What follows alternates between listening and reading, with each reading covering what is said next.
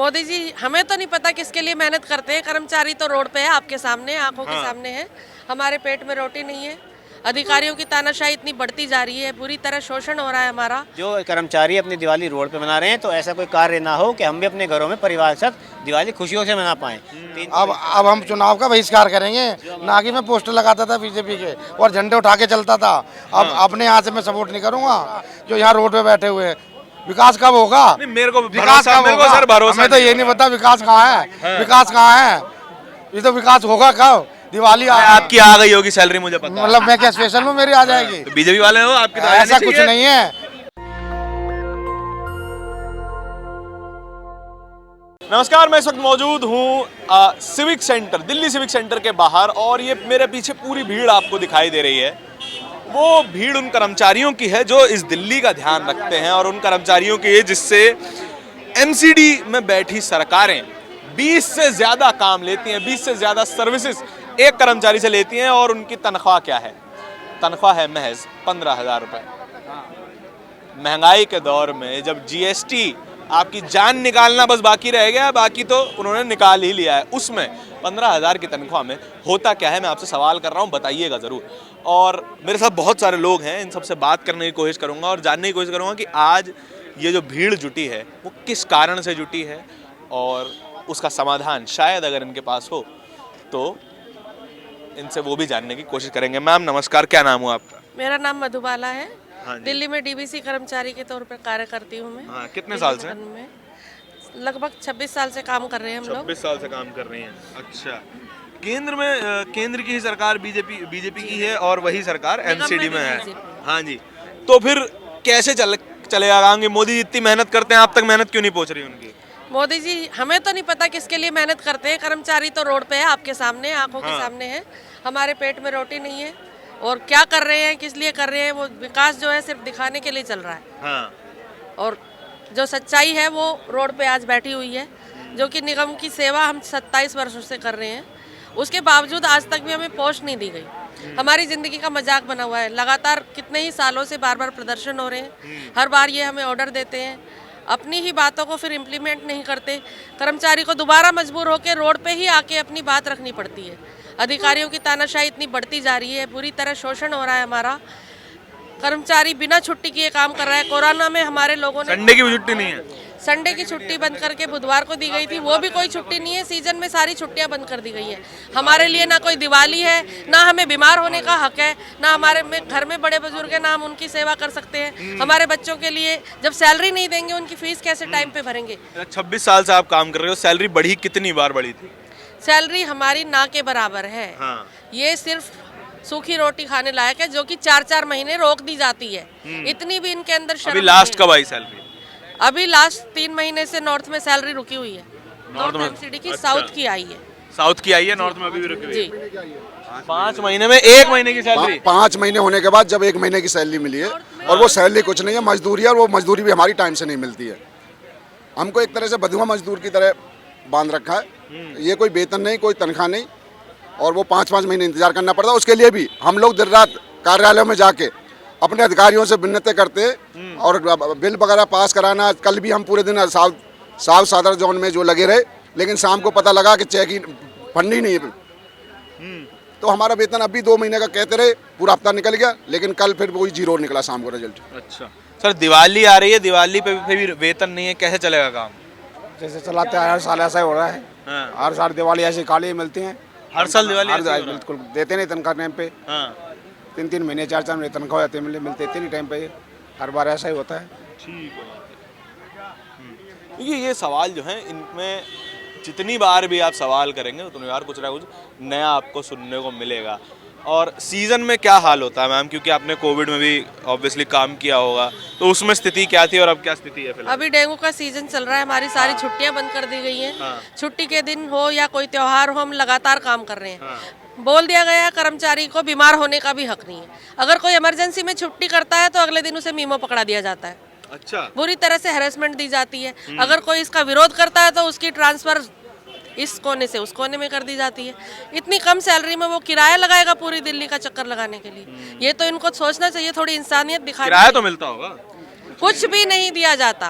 कुछ भी नहीं दिया जाता। सैलरी है वो भी रो रो के मिलती है। जब हमारी यूनियन 10 बार वहाँ 15 बार चक्कर लगाती है तब उनको होश आता है कि इनको भी सैलरी की जरूरत है।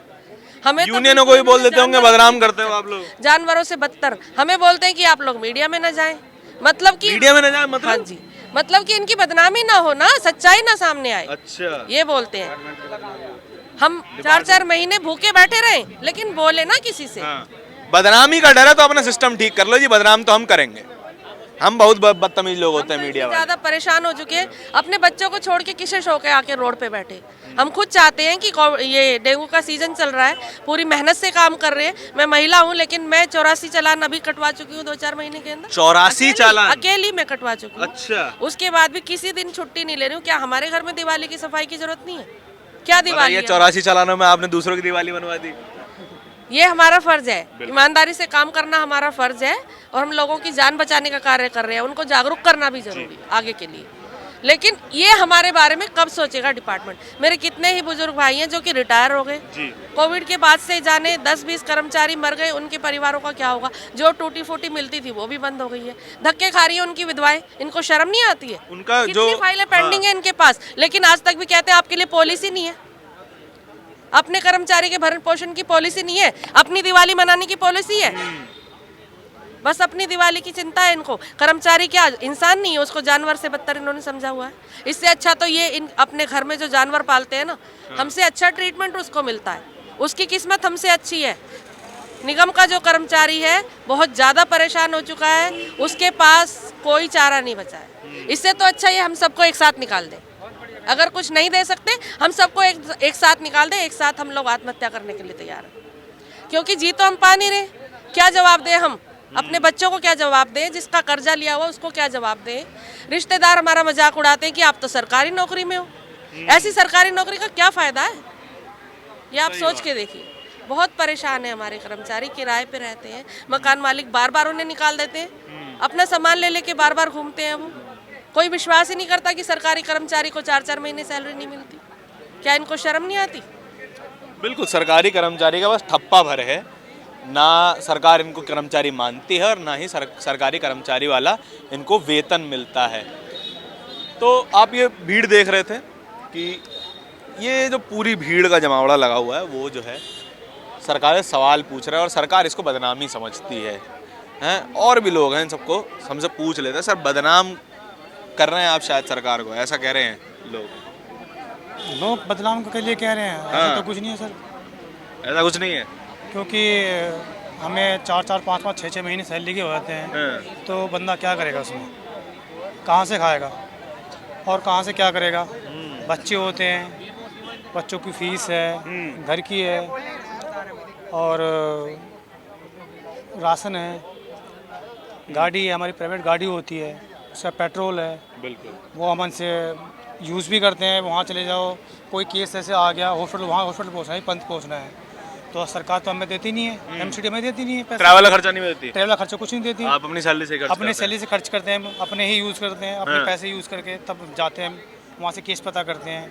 तो 6-6 महीने बाद सैलरी नहीं मिलती हमें और अपने ही कन्वेंस से हम खुद जाते हैं। बिल्कुल, तो उसमें 6-6 महीने तक बंदा क्या करेगा?